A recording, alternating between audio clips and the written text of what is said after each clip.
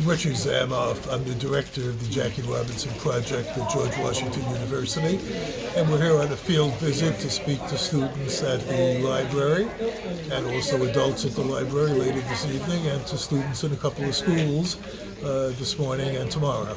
Okay, so is this something you're doing at a lot of libraries, or what it mean? Yes, we have a program that's the Jackie Robinson Project, and one of the major components is what we call the Educational Initiative, and it takes us around the country to 10 different states. I believe we've visited something like 75 schools at this point and spoken to thousands of youngsters and teachers and administrators, essentially trying to preserve and promote the Robinson legacy.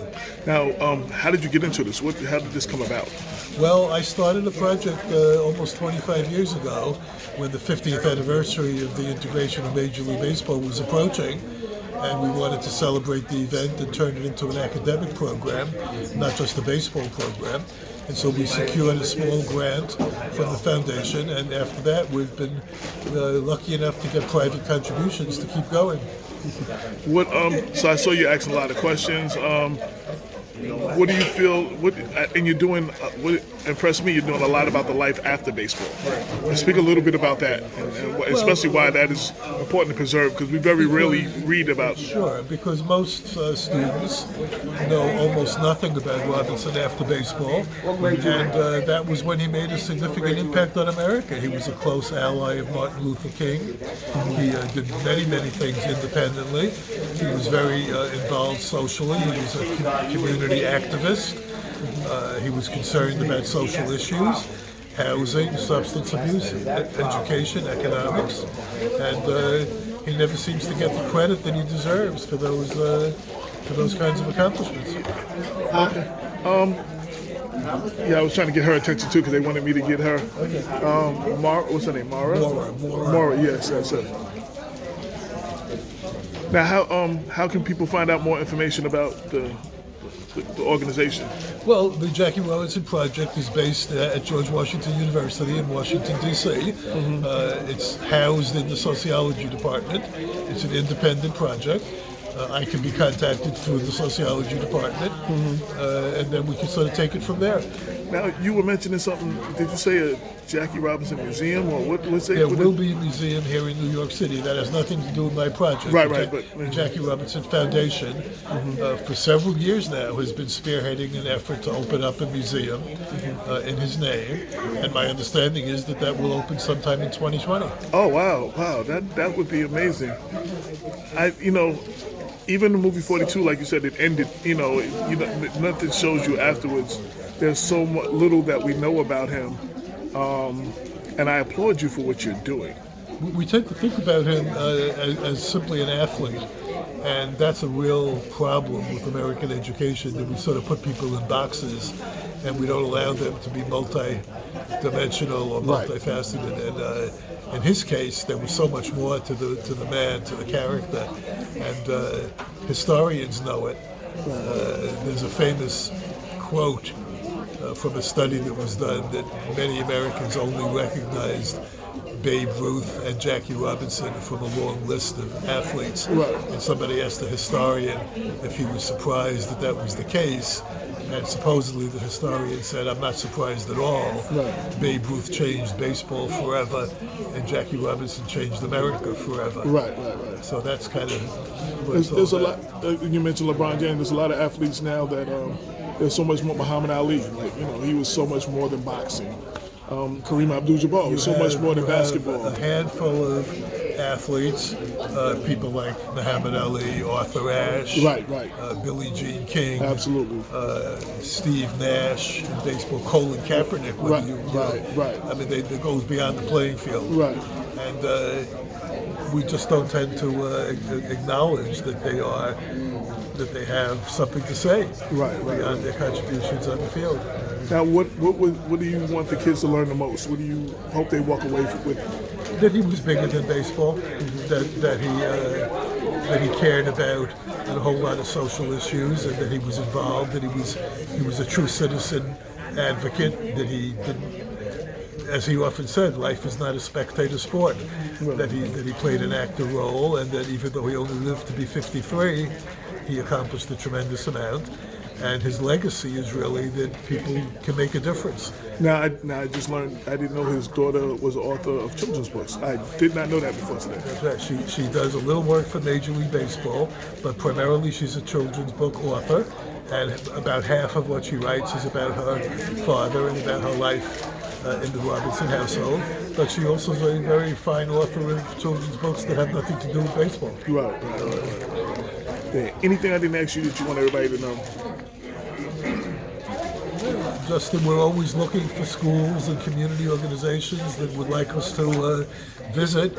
We have a limited budget, but anytime we can arrange a visit, if it can coincide with another school or another, we'll be happy to try to do it. This is my 5th trip to Westchester County, so we'll come back many times. Now for schools, what they contact you through the website? They contact me through the sociology department at George Washington University, and we'll put them in touch with the division of the project that's called the Educational Initiative, and we'll find somebody who's in the local area, or we'll find somebody to come make a visit.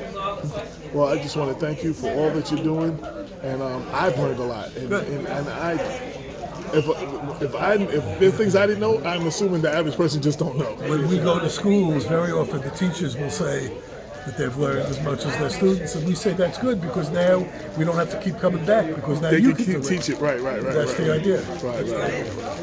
Okay. Thank you very much. And say your name just one more time. Richard Zamoff. And spell it. Z-A-M as in Mary, O-F-F, 2 F's like a Frank. Thank you. And the name of the organization one more time. The Jackie Robinson Project at George Washington University. Okay, thank you very much. Your name? Hi, I'm Maura Riley, and I'm a resident of Mount Vernon, New York. Okay. I went to a university in Washington, D.C. called the George Washington University, where I was first introduced to the Jackie Robinson Project.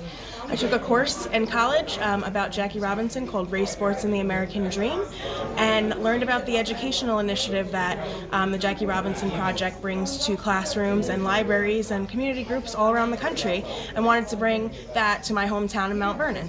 Now say something about, you said a course? Where was the course? Yeah, the course at the George Washington University was taught by Dr. Zamoff here. Okay. And it was called, Race, Sports, and the American Dream, and we learned about Jackie Robinson and his contributions, certainly as a baseball player, but most importantly outside of the baseball stadia. And we also learned about other influential athletes and their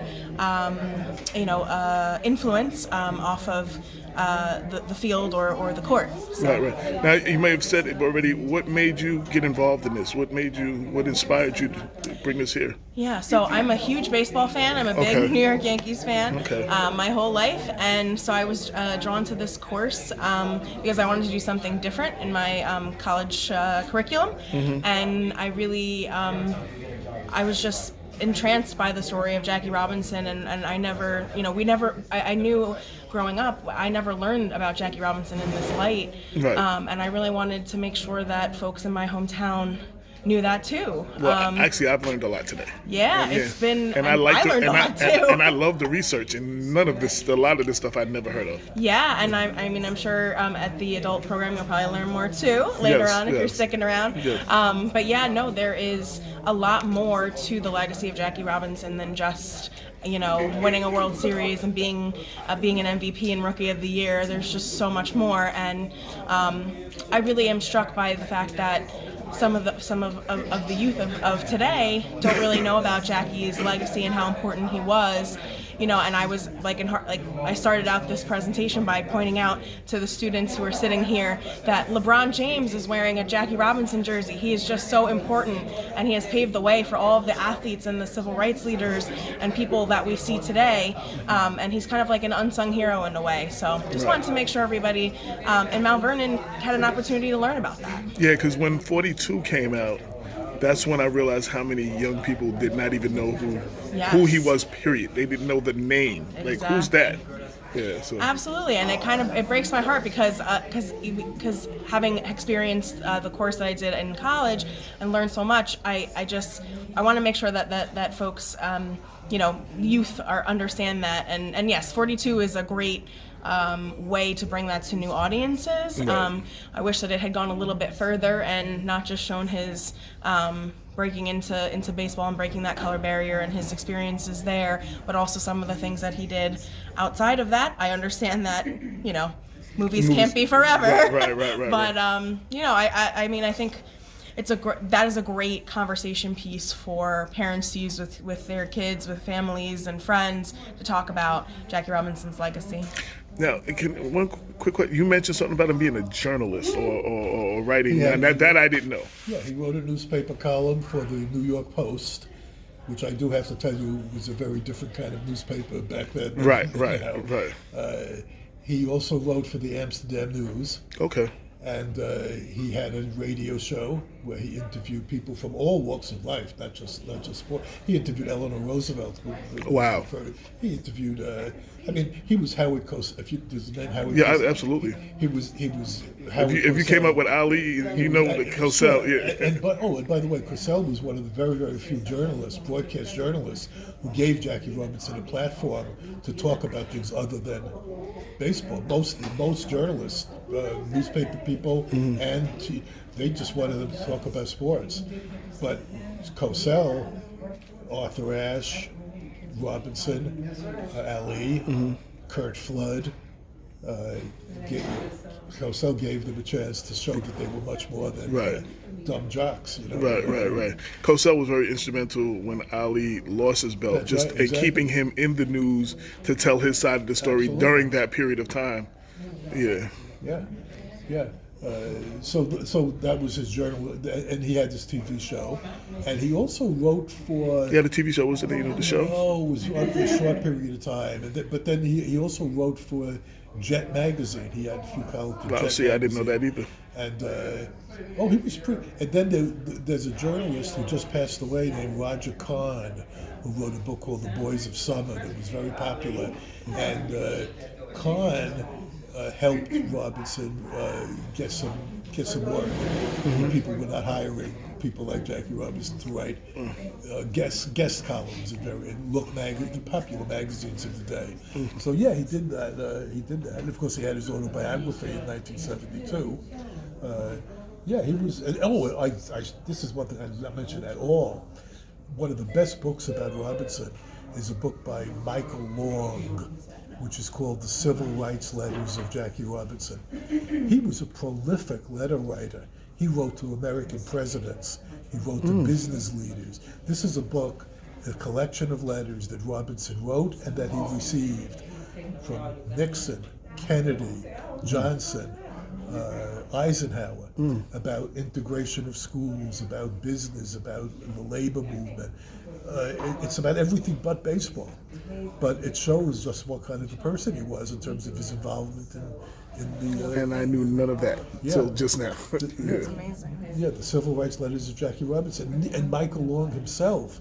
He's a professor of religion and ethics, I think, at a small college in Elizabethtown, Pennsylvania.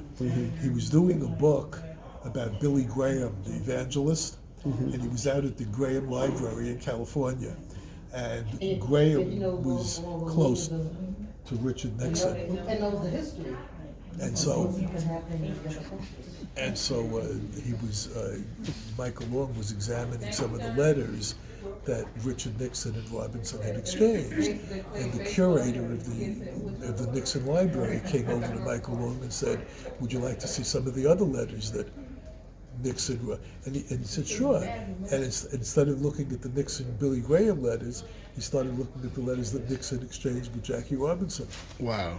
And then he said, "Oh, there's plenty more. Robinson wrote to everybody." And so he put aside his Billy Graham book. Wow. He called Rachel Robinson and said, "Can I get your permission to get to?" And she gave the permission.